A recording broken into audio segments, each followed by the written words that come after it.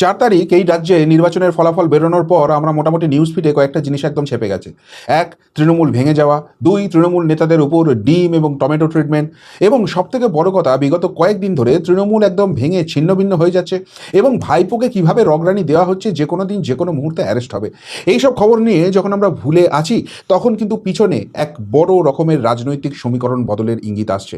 এমন কিছু ঘটতে চলেছে যেটা পশ্চিমবঙ্গের রাজনীতি তো বটেই, সামগ্রিকভাবে ভারতবর্ষের যে রাজনীতির চেনা ছক আমরা চিনি, সেই সমস্ত সমীকরণ কিন্তু ওলট পালট হয়ে যেতে চলেছে। এবং সেই জায়গার দিকে তাকালে আগামী দিন যে পরিমাপে আমরা রাজনীতিকে দেখতে পাই, তার ব্যাপকতা আরও বৃদ্ধি পাবে, সেটা অনস্বীকার্য হয়ে যাচ্ছে। কি পরিবর্তন আসছে?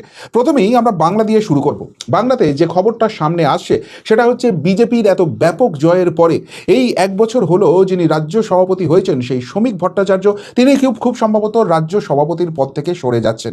এখন দেখুন, এই ধরনের খবরের কোনো সরকারি বা অফিসিয়াল কথা তো সামনে আসে না, রাজনীতির ময়দানে কোনো সময়ই সেটা হয় না। শুধুমাত্র যখন ঘটনাটা ঘটে তখন আমরা তার রাজনৈতিক যে সত্যটা সেটা সামনে জানতে পারি। এখন প্রশ্ন আসছে যে শ্রমিক ভট্টাচার্য, তার নেতৃত্বে, তার সেনাপতিত্বে যেখানে বঙ্গ বিজেপি এত বড় ঐতিহাসিক জয় পেল, তারপরই শ্রমিক ভট্টাচার্যকে সরিয়ে দেওয়ার জল্পনা কেন হচ্ছে? আসলে এখানে এখনও কিছু মিডিয়া আছে যারা কথাটাকে নেগেটিভ হিসেবে ব্যবহার করছে। সরিয়ে দেওয়া কথাটার মধ্যে এই একটা কোথাও নেগেটিভিটি রয়েছে যে শ্রমিক ভট্টাচার্যকে বোধহয় কোথাও কেউ পছন্দ করছে না, সেই কারণে তাকে আর এই পদে চাওয়া হচ্ছে না। না, আসল ঘটনা তা কিন্তু নয়। আসল ঘটনা হচ্ছে শ্রমিক ভট্টাচার্যের সেনাপতিত্বে যে ঐতিহাসিক জয় এসেছে, সেটাকে কেন্দ্রীয় নেতৃত্ব আরও ব্যাপকভাবে স্যালুট জানাতে চাইছে, সেটার স্বীকৃতি আরও বড় মাপের দিতে চলেছে। আর সেই জন্য খুব সম্ভবত আগামী দিনে কেন্দ্রীয় মন্ত্রিসভায় পূর্ণ মন্ত্রী হিসেবে মাননীয় শ্রমিক ভট্টাচার্যকে দেখা যাবে। এবং বিজেপি যেহেতু এক ব্যক্তি এক পদ এই নীতিতে বিশ্বাস করে, সেই ক্ষেত্রে যখন তিনি কেন্দ্রীয় পূর্ণমন্ত্রিত্ব পেতে পারেন, এরকম সম্ভাবনা তৈরি হবে, তখন তিনি অটোমেটিক্যালি রাজ্য সভাপতির পদ ছেড়ে দেবেন এবং তার জায়গায় নতুন একজন আসবেন। কেন কেন্দ্রীয় মন্ত্রী থেকে করা হচ্ছে? এক তো পুরস্কারের জায়গাটা রইল, দ্বিতীয় কথা হচ্ছে শ্রমিক ভট্টাচার্য হচ্ছেন সেই আদি বিজেপিদের অন্যতম, যে সময় এই রাজ্যে কেউ বিজেপি করার কথা ভাবতও না, সেই সময়ে নীতি আদর্শকে আঁকড়ে রেখে দলটাকে এত দিন ধরে টেনে নিয়ে চলছেন এবং এই জায়গায় আজকে তার সেনাপতিত্ব এসছে, সেই জায়গাটা সামনে আসছে। তাছাড়াও আর একটা বড় ব্যাপার যেটা শোনা যাচ্ছে, শ্রমিক বাবুর শারীরিক অবস্থা।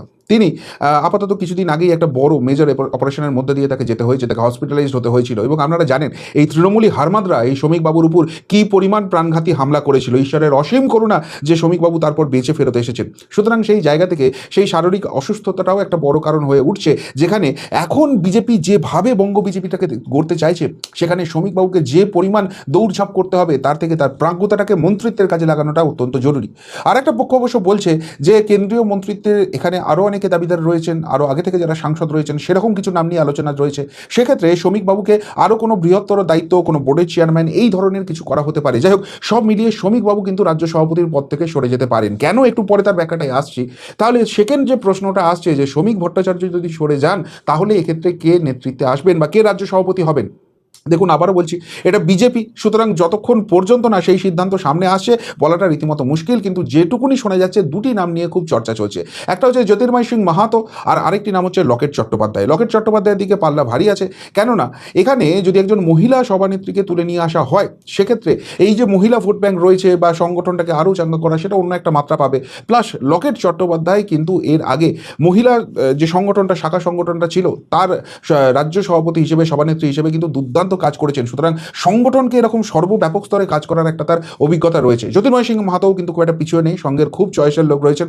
সুতরাং এই দুজনের মধ্যে একজন হতে পারেন এবং এক্ষেত্রে তাদের তারুণ্যটা কিন্তু একটা বড় পজিটিভ পয়েন্ট রয়েছে। এই তারুণ্যের কথা বললাম বলে আরেকটা কথা আপনাদের জানিয়ে রাখি, যে খবরটাও সামনে আসছে, শুধুমাত্র রাজ্য সভাপতির পদ নয়, আমূল খোল নলচে বদলে যেতে চলেছে বিজেপির সংগঠনের। একদম নিচু তলা থেকে শুরু করে সর্বোচ্চ স্তর অবধি একটা ব্যাপক রদবদল হতে চলেছে এবং সেখানে প্রচুর প্রচুর নতুন মুখকে এবার কিন্তু সুযোগ দেওয়া হবে। কেন এই সিদ্ধান্ত নেওয়া হচ্ছে? তার কারণ হচ্ছে, দেখুন, বিজেপি যেটা বিশ্বাস করে, তারা এই পশ্চিমবঙ্গে ক্ষমতায় এসেছে এবং যেভাবে ডাবল ইঞ্জিনের কাজ শুরু হয়েছে এবং আগামী দিনে আরও ব্যাপকভাবে হবে, সেখানে বিজেপি এই রাজ্য থেকে আগামী 15, 20, 25, 30 বছর অন্তত রাজত্ব করবে, এমনটাই বিজেপির নেতৃত্ব বিশ্বাস করে। ফলে এই দীর্ঘমেয়াদী রাজত্ব যদি কায়েম করতে হয় সেক্ষেত্রে সংগঠনকে কিন্তু অত্যন্ত মজবুত করতে হবে। কেননা 2026-এ যে নির্বাচন হয়েছে সেখানে না মমতা ভোটটা কিন্তু বেশি ভোট ছিল, বিজেপির সংগঠনের জন্য প্রচুর পরিমাণে ভোট এসছে এমন কিন্তু নয়। সুতরাং সেই সংগঠনের যে ফাঁক ফোকরগুলো আছে সেগুলোকে বুঝে সেগুলোকে বোঝাতে হবে এবং সেখানে কিন্তু টকবগে তরুণ মুখ চাই, কেননা একটা দীর্ঘমেয়াদী পরিকল্পনা এখানে করতে হবে। এবার তার থেকেও আর একটা বড় কথা হচ্ছে নতুনদের সুযোগ দেওয়ার কথা হচ্ছে এই কারণেই, দেখুন বিরোধী রাজনীতি করা সবসময়ই শক্ত, শাসকের চোখে চোখ রেখে লড়াই করা সেটা সবসময় টাফ, সেখানে পুলিশি অত্যাচার থেকে আরম্ভ করে ভুয়ো কেসে ফাঁসিয়ে দেওয়া অনেক কিছু ব্যাপার রয়েছে।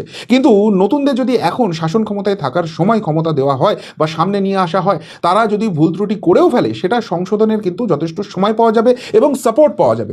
সুতরাং এটাই যোগ্য সময় হচ্ছে নেতৃত্বে প্রচুর পরিমাণ নতুন রক্ত সঞ্চালনের, যারা আগামী দিনের এই বঙ্গ বিজেপিটাকে চালিকা শক্তি হবে এবং সেই জন্যই পুরো খোলনলচেটা কিন্তু বদলে দেওয়ার পরিকল্পনা চলছে এবং প্রচুর নতুন মুখের সেখানে কিন্তু একটা একটা জায়গা তৈরি করার চেষ্টা করা হচ্ছে। এবার এখানে আরেকটা প্রসঙ্গ উঠে আসছে যে এই যে জায়গাটা হচ্ছে সেখানে তৃণমূলরা ঢুকে পড়বে না তো, বিশেষ করে ওই সাংসদের যে 19 জনের ব্লকের কথাটা শোনা যাচ্ছে সেই জায়গাটা। দেখুন আগেও একটা আমি প্রতিবেদনে আপনাদের বলেছিলাম, যেখানে অনেকেই আপনারা আমাকে প্রশ্ন করেছিলেন যে আপনার স্টান্সটা চেঞ্জ হয়ে গেল। না, আমার স্টান্স চেঞ্জ হয়নি, আমার স্টান্স যা ছিল তা আছে এবং আগামী দিনেও থাকবে।